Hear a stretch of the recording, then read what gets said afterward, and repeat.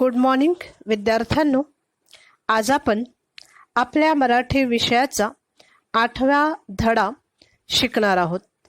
या धड्याचं नाव आहे ऊर्जा शक्तीचा जागर आणि लेखक आहेत डॉक्टर रघुनाथ माशेलकर. त्यांचा जन्म आहे 1943. तर लक्ष द्या. आंतरराष्ट्रीय ख्यातीचे ज्येष्ठ वैज्ञानिक, ग्लोबल रिसर्च अलायन्सचे अध्यक्ष, रॉयल सोसायटी लंडनचे फेलो, वैज्ञानिक व औद्योगिक संशोधन संस्थेचे अध्यक्ष या नात्याने संस्थेच्या कार्याची व्याप्ती वाढवण्यात त्यांचे मोलाचे योगदान आहे. पद्मविभूषण या पुरस्काराने सन्मानित त्यांची शोध नव्या भारताचा, पंचशील, नव्या युगाचे, timeless inspirator, Tilak in our times, renovating India इत्यादी पुस्तके प्रकाशित आहेत.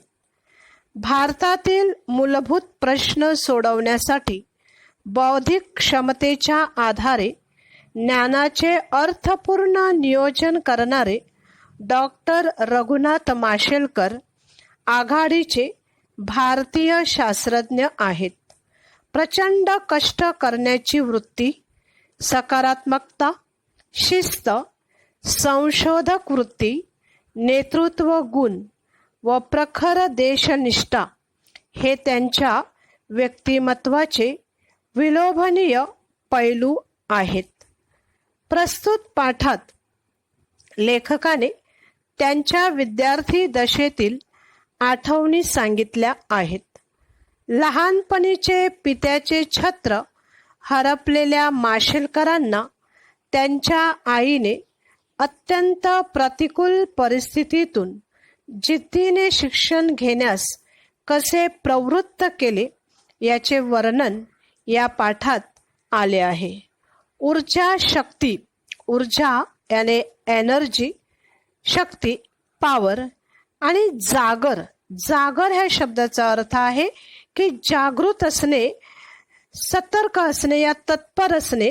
की डॉक्टर रघुनाथ माशेलकर हे आपल्यामध्ये असलेल्या म्हणजे त्यांच्यामध्ये असलेल्या शक्तीविषयी कसे जागृत झाले ते ह्या पाठाद्वारे आपल्याला सांगितलेलं आहे. आणि म्हणूनच पाठाचं टायटल जे नाव आहे ते ऊर्जा शक्तीचा जागर, म्हणजे आपल्या एनर्जी बाबत, आपल्या शक्तीबाबत जागृत असलेले आहे. तर ह्या पाठाची समरी मी तुम्हाला आता इन शॉर्ट हिंदीमध्ये एक्सप्लेन करते. लक्ष द्यायचं. इंटरनेशनल लेवल के वैज्ञानिक यानी साइंटिस्ट डॉक्टर रघुनाथ माशेलकर, इनका जन्म गोवा इस राज्य के माशेल नाम के एक छोटे से गांव में हुआ. बचपन से ही गरीब और उसमें ही माशेलकर 6 साल के थे तभी उनके पिता का देहांत हुआ. पिताजी के देहांत के बाद अपना पेट पालने के लिए उन्हें और उनकी माँ और साथ में उनके एक मामा थे, जो तीनों ने माशेल ये गांव छोड़कर वे मुंबई में आ पहुँचे. मुंबई में गिरगांव में उन्होंने मालती निवास नामक एक चॉल में अपने लिए एक रूम ले लिया और वहाँ रहने लगे. खूब गरीब होने के कारण माशेलकर किसी स्कूल में एडमिशन लेना चाहते थे, परंतु गरीबी के कारण वे पॉसिबल नहीं था. फिर भी माशेलकर की माँ, जो अपने बच्चे को पढ़ाना चाहती थी और बच्चा यानी माशेलकर जो पढ़ना चाहते थे, कैसे भी करके उन्होंने वहाँ के एक महापालिका यानी बीएमसी स्कूल में प्राइमरी लेवल पर शिक्षा शुरू की. प्राथमिक शिक्षण यानी प्राइमरी एजुकेशन कंप्लीट होने के बाद अभी हाई स्कूल में प्रवेश लेना जरूरी था, लेकिन वहाँ के स्कूलों में एडमिशन फी खूब थी। जो फीस पे करने की एक प्रकार की हैसियत इनकी नहीं थी, पैसे नहीं थे।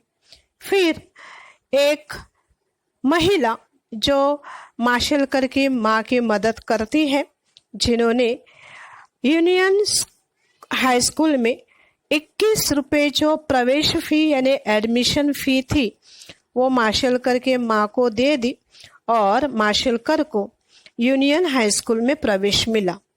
माशेलकर जी कहते हैं कि मेरी तरह ये स्कूल भी गरीबी थी, परंतु वहाँ के शिक्षक जो थे, अध्यापक जो थे, वे अत्यंत स्मार्ट यानी बहुत ही अच्छे, प्यार करने वाले और दिल से पढ़ाने वाले और किसी भी वस्तु की अपेक्षा न रखने वाले और अपना सब ज्ञान बच्चों को देने वाले ऐसे शिक्षक जो थे, जिन्होंने मुझे अच्छे से मार्गदर्शन यानी अच्छा गाइड किया। इन शिक्षकों में कई शिक्षकों के नाम माशेलकर जी बताते हैं। Bhave sir, Shirke sir, Joshi sir, Malegaon वाला सर जैसे शिक्षकों ने माशेलकर पर अच्छे संस्कार किए। बाद में एक दिन माशेलकर भौतिक शास्त्र यानी फिजिक्स पढ़ाने वाले उनके भावे सर के साथ पढ़ रहे थे। तभी सर ने एक एक्सपेरिमेंट यानी एक प्रयोग जो मैग्नीफाइंग ग्लास के द्वारा सूर्य के सारे रेस जब हम एक साथ करते हैं तब वो सारे रेस यानी सारे किरणें एक साथ जब आते हैं तब एक कागज को जला सकते हैं। यानी इसका मतलब है कि सारे रेस की शक्ति जब एक साथ आती है तब एक कागज जल सकता है। इसी एक्सपेरिमेंट को, इसी प्रयोग को ध्यान में लेकर भावे सर माशेलकर जी को कहते हैं कि आप भी अपनी बुद्धि, अपनी शक्ति एकाग्र करोगे, यानी किसी एक चीज पर कंसंट्रेट करोगे तो आप भी कुछ भी चला सकते हो। मतलब इसका मतलब क्या है? कुछ भी चलाना यानी आप बहुत आगे जा सकते हो, आप अपने लाइफ में सक्सेस हो सकते हो। इस प्रकार जीवन में आने वाले संघर्षों से आत्मविश्वास के साथ लड़ने की प्रेरणा देने वाली उनकी माँ, स्कूल के शिक्षक और स्कूल को लेकर माशेलकर जी ने अपनी जीवन कहानी इस पाठ द्वारा हमारे सामने रखी है।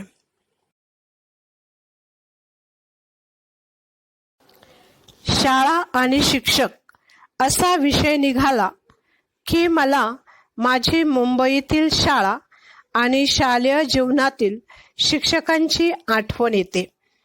गिरगावातील युनियन हायस्कूल आणि माझ्या शाळकरी वयात आपुलकीनं संस्कार करणारे Bhave sir, Joshi sir, Shirke sir या साऱ्यांचे माझ्यावर फार मोठे ऋण आहे।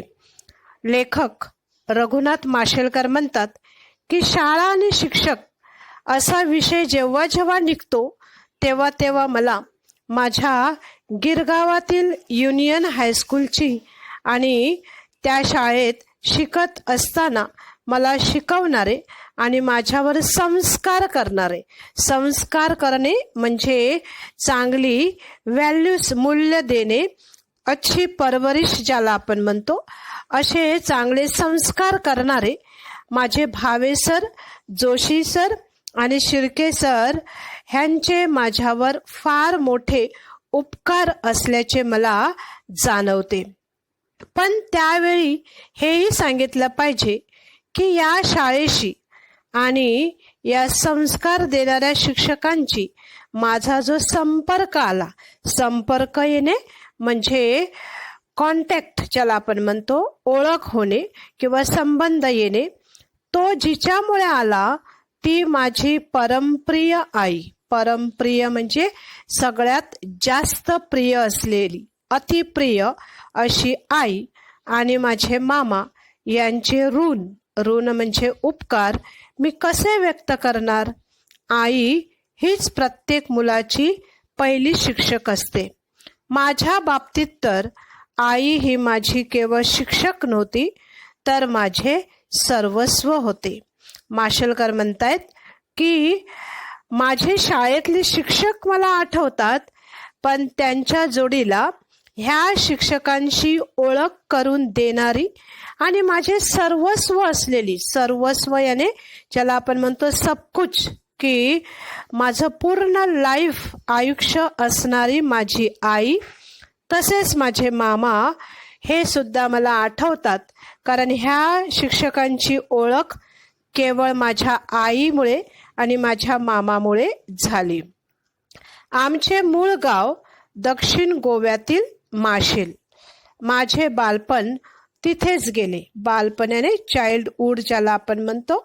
माझे मामाही याच गावातले. तिथल्या एका मैदानावर खेळल्याचा आणि पिंपळ कट्ट्यावर बसून निवांतपणा अनुभवल्याच्या पुसटशा आठवणी माझ्या मनात अधूनमधून वाऱ्याच्या लहरीसारख्या येत असतात. लेखक म्हणतात की माझा गाव हा गोव्यातला माशेल. त्या गावामध्ये माझे मामाही होते. आम्ही तिकडे खेळत होतो पिंपळ कट्ट्यावर, याने पिंपळाच्या झाडाखाली जो सिमेंट कॉन्क्रीटचा एक कट्टा बांधलेला असतो, त्या कट्ट्यावर बसून मी निवांतपणे याने शांतपणे खेळल्याच्या सगळ्या पुसटशा याने व्हेरी लाईट अशा आठवणी माझ्या मनात वाऱ्यासारख्या येतात. माझ्या वयाच्या 6व्या वर्षी माझे वडील वारले. लेखक जेव्हा 6 वर्षाचे होते आणि 6 year old तेव्हा त्यांचे वडील वारले. याने त्यांच्या वडिलांचं डेथ झाली आणि आम्हाला उदरनिर्वाहासाठी आमचे माशेल हे गाव सोडावे लागले. उदरनिर्वाह याने पोट भरण्यासाठी माशेल गाव सोडावे लागले.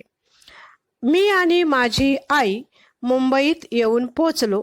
गिरगावातल्या खेतवाडीतील देशमुख गल्लीमध्ये मालती निवासातील पहिल्या माळ्यावर छोट्याशा खोल्यामध्ये आम्ही माय लेक राहत होतो. माय म्हणजे आई आणि लेक म्हणजे मुलगा. लेखक आणि त्यांची आई कुठे राहत होते तर गिरगावामध्ये.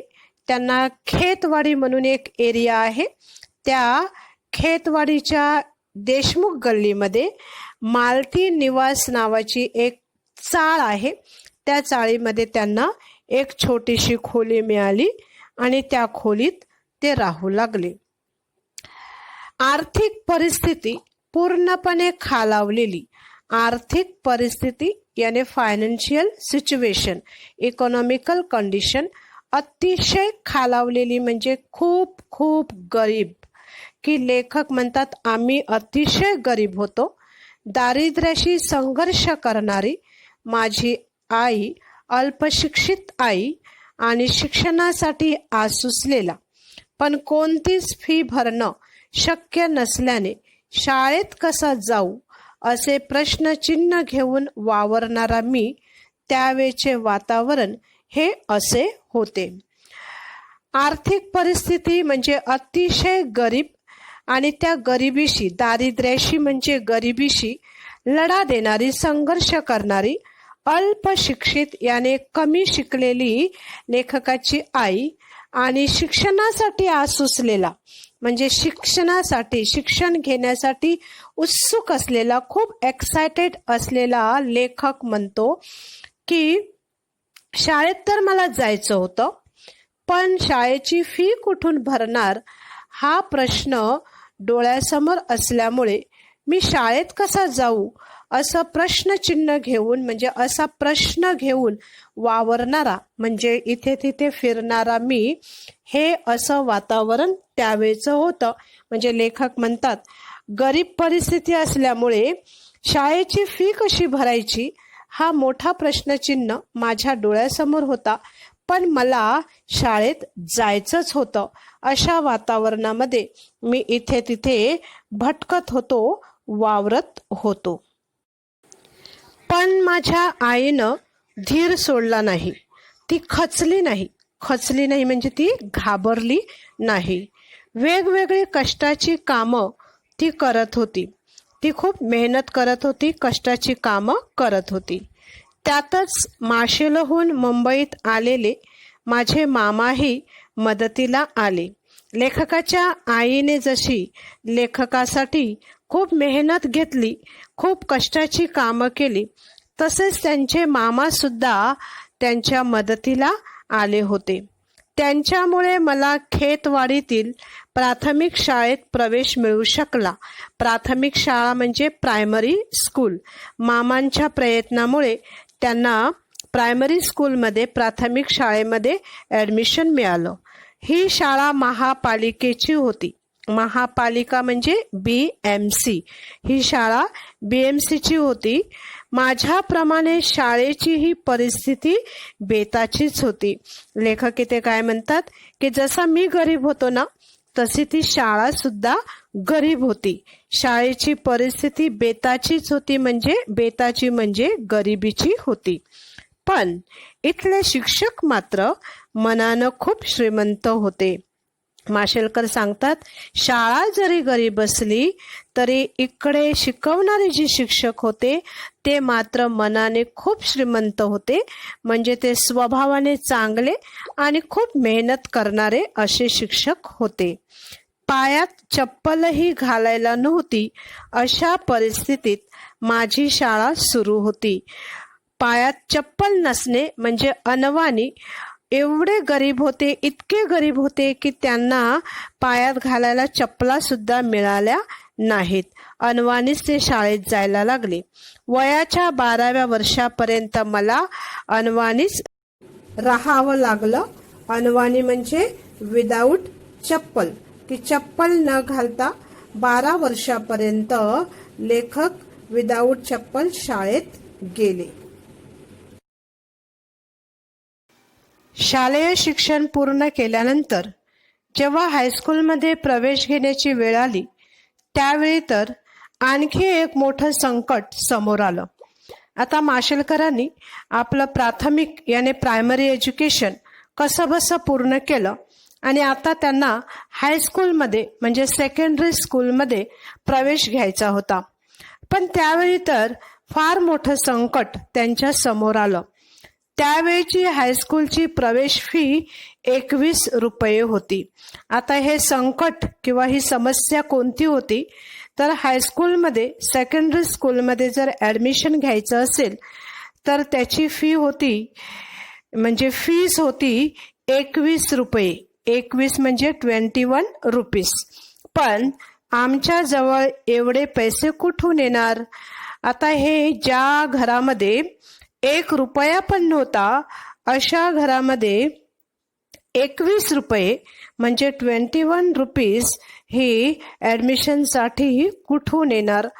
हे फार मोठं संकट त्यावेळी त्यांच्या समोर उभे राहिले. प्रवेश फी भरणे शक्य नसल्यामुळे आता माझे शिक्षण थांबणार असे वाटू लागले. लेखकांना फार भीती वाटू लागली की आता 21 रुपये तर आईकडे नाहीयेत. आई एवढी मोठी रक्कम म्हणजे इतके पैसे भरू शकणार नाही, म्हणजे माझं शिक्षण आता थांबणार. आता मला अर्धवट याने इनकम्प्लीट एज्युकेशन असं करावं लागणार आहे, म्हणजे थांबावं लागणार आहे. पण माझ्या आईने धीर सोडला नाही. आपण सुरुवातीच्या पॅराग्राफमध्ये पाहिलं मुलांनो, लेखक म्हणतायत की माझी आई म्हणजे माझं सर्वस्व होतं.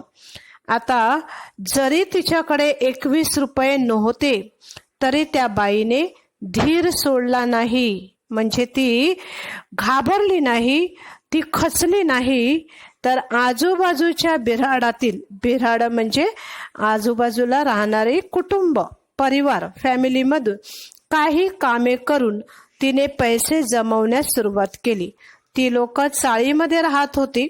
आजूबाजूला दुसरी कुटुंब म्हणजे दुसरी घरं होती.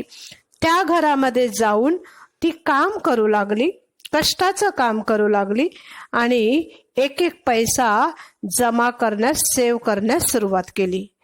त्याच वेळी तिच्या परिचयातील एक माऊली मदतीला धावली आणि अशी कामं करत असताना लेखकाच्या आईला एक माऊली, माऊली म्हणजेच एक बाई, पण आता त्या बाईला, ती जी बाई लेखकाच्या आईला भेटली, तिला इथे माऊली का म्हटलेलं आहे? आता माऊली ह्या शब्दाचा समानार्थी शब्द आहे आई, माता, आणि इथे लेखकाने त्या बाईला आई किंवा माता म्हटलेलं आहे, माऊली म्हटलेलं आहे. तर माऊली म्हणजे जी आपल्यावर प्रेम करणारी असते, जी आपलं सर्वस्व आपल्या मुलांना देण्यासाठी तयार असते, अशी बाई म्हणजे माऊली.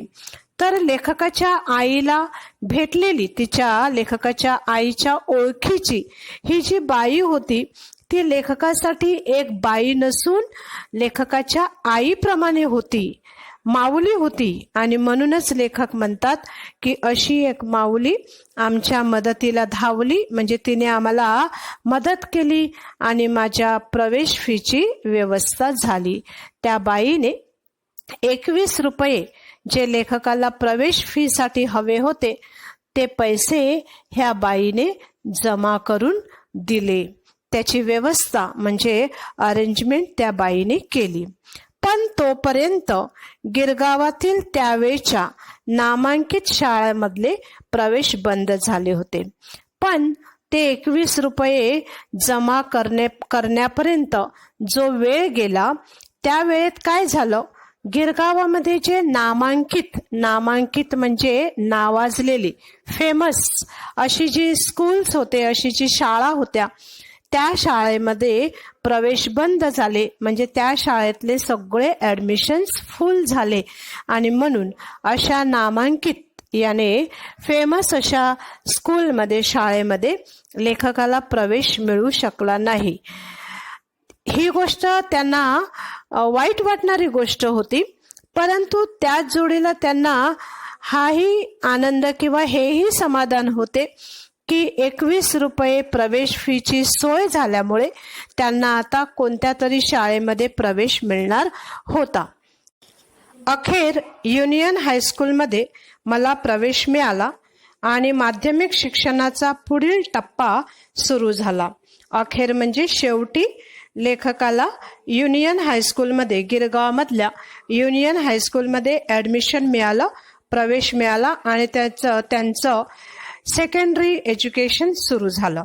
अनेक अडीअडचणीमधून मी जमेल तेवढा अभ्यास करत होतोच. लेखकाला शिक्षणाची, अभ्यासाची फार आवड होती, म्हणून अनेक अडचणींना तोंड देऊन त्याने अभ्यास करायला सुरुवात केली.